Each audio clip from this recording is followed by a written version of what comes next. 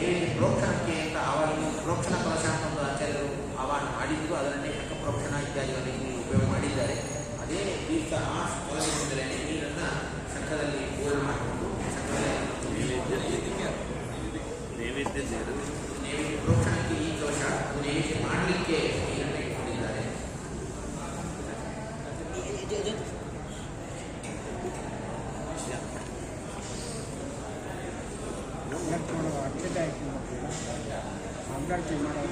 ಅಕ್ಷತೆ ಬೇಕಿಲ್ಲ, ತುಳಸಿ ಅದನ್ನೇ ನೆನೆ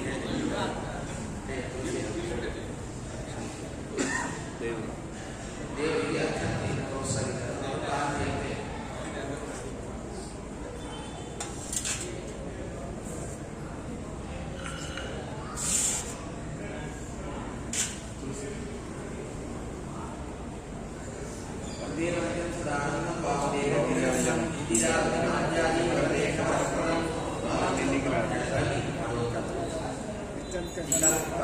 ಪೂರ್ವ ಜನ್ಮದಲ್ಲಿ ಎತ್ತಾಗಿ ಕೊಟ್ಟಿದಾಗ ನಾವು ಸಂಪದ ಬಾಧೆಯಿಂದ ಜಾತಿ ಮಾಡುವ ಪ್ರಶ್ನೆ ಇತ್ತು. ಶ್ರೀಮದಾನಂದ ಭಗವತ್ಪಾದಾಚಾರ್ಯರು ಈ ದ್ವಾದಶ ಸ್ತೋತ್ರವನ್ನು ಹೇಳದಾಗಿ ಒದಗಿಸಿದ್ದಾರೆ, ಎತ್ತರನ್ನು ಒದಗಿಸಿದ್ದಾರೆ. ಹೀಗಾಗಿ ನೈವೇದ್ಯ ಮಾಡುವ ಪದಾರ್ಥಗಳೇನಾದರೂ ಇದ್ದರೂ ಕೂಡ ದ್ವಾದಶ ಸ್ತೋತ್ರ ಪಠಣದಿಂದ ಎಲ್ಲ ವಿಧಗಳ ವಿಭಾಗ ಆಗುತ್ತೆ.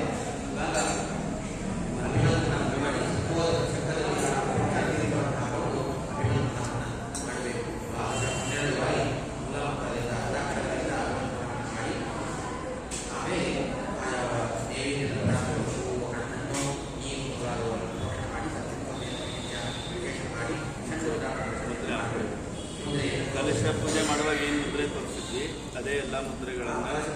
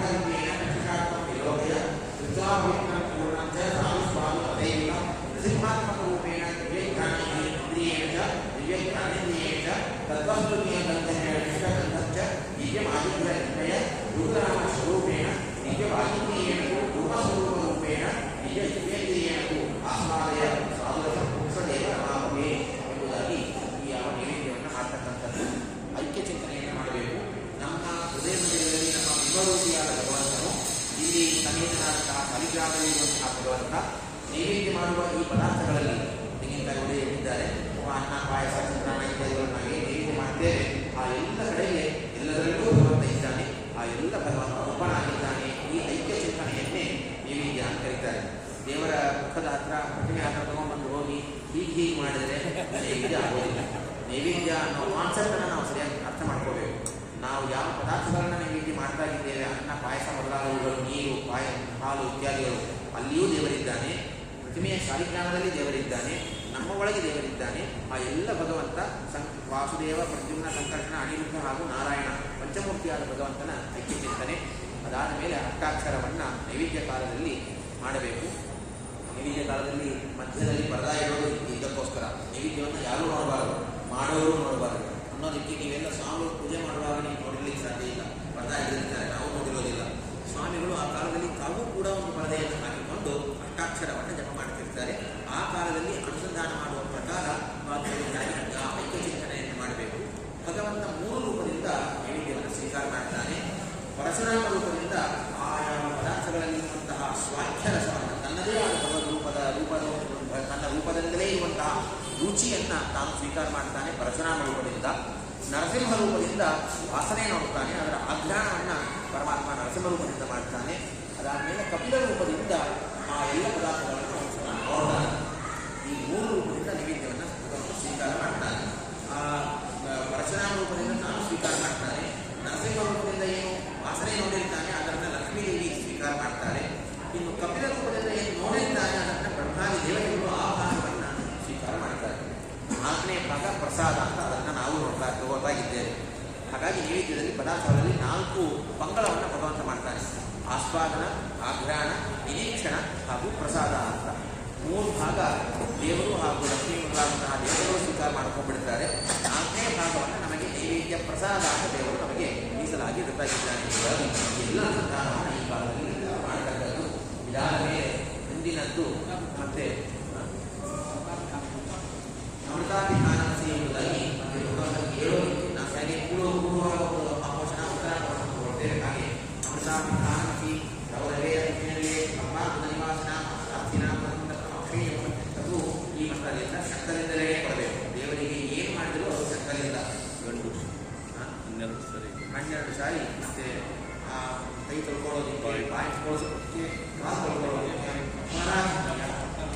ಮತ್ತೆ ಆ ಮಾನ್ಯ ಇತ್ಯಾದಿಗಳೆಲ್ಲರೂ ಕೂಡ 12 ಬಾರಿ ಶಂಕರಿಂದ ಆಗಬೇಕು. ಇದಾದ ಮೇಲೆ ಮತ್ತೆ ಉಪಾರ್ತಿ, ಮಹಾಮೂಲಾರ್ತಿ, ಓಂ ಅರ್ಚ ಅರ್ಚ ಪ್ರಿಯಮೇತ ಅರ್ಚ ಶ್ರೀಯೇ ಜಾತ ಶ್ರೀಯಾಯ ಶ್ರೀಯಂ ಪಯೋಗೋ ನಿರ್ಪ್ರಯೋಗೋ ದದಾಮಿ ಶ್ರೀಯಂ ಪದಾನಾಂ ಸತ್ವಮಾಯಂ ಭವಂತಿ ಸತ್ಯಾಸ ವಿನಾಮಿದಂ ದ್ರೌಪು ಶ್ರಿಯೇವೈನಂ ತಚ್ಛ್ರಿಯಮಾನದಾತಿ ಯಜ್ಞದೀಯತೆ ಪ್ರಜಾಶ್ವರ್ಯೇವಂ ವೇದ ಜಯತಿ ಹರಿರಚಿತ್ಯ ಸರ್ವದೇವೈಕವತ್ಯಃ ಪರಮವರವೇದಾವತ್ತ ಸಜ್ಜನಃ ನಿಖಿಲಗುಣಗಣಾತ್ಮಂ ತಿರಿಮುಕ್ತದೋಷಃ ತಸ್ಮೈನೇವೋ ಶ್ರೀಮತಿರ್ಮಾನಂದೋ ನಮಃ ಇತ್ಯಾದಿಯಾಗಿ ಭಗವಂತನಿಗೆ ನಾಮಗಾತಿಯನ್ನು ಸಮರ್ಪಣೆ ಮಾಡಿ ಅದರ ಮೇಲೆ ಲಕ್ಷ್ಮೀದೇವಿಗೆ ಮತ್ತೆ ಗರುಡ ಪ್ರಾಣದೇವರು ಗರುಡಬೇಕಾಗಿಗೆ ಸಮರ್ಪಣೆ ಮಾಡಬೇಕು. ಯೋನ ಶಿರಾಜ ಯೋಗಿ ಯೋ ದೇವರ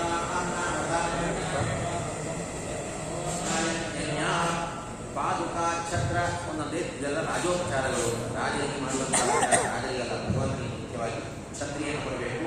ಆಮೇಲೆ ಚಾಮರ, ಬೇಗನ,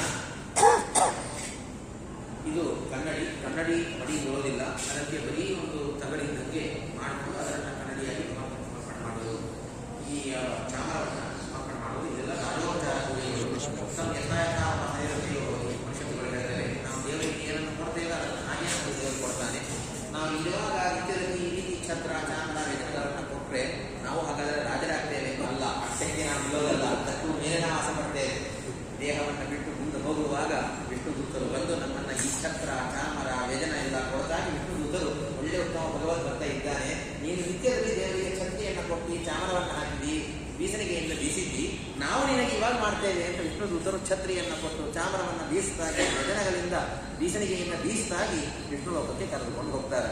ನಾವು ಇದನ್ನು ಚತುರ್ಥ ಸ್ಕಂದ ಭಾಗವತದಲ್ಲಿ, ಯುವರಾಜನ ಚರಿತ್ರೆಯಲ್ಲಿ ಇತ್ಯಾದಿ ಅನೇಕ ಗ್ರಂಥದಲ್ಲಿ ಕೇಳಬೇಕು. ಹೀಗಾಗಿ ದೇವರಿಗೆ ಅತ್ಯಂತ ಭಕ್ತಿಯಿಂದ ಈ ರಾಜೋಪಚಾರವನ್ನು ಪೂಜೆ ಮಾಡುವಂಥದ್ದು. ಶಂಖಪ್ರೋಕ್ಷಣದ ತೀರ್ಥವನ್ನು ಆಚಾರ್ಯರು ಶಂಖಪ್ರೋಕ್ಷಣವನ್ನು ಮಾಡ್ತಾ ಇದ್ದಾರೆ.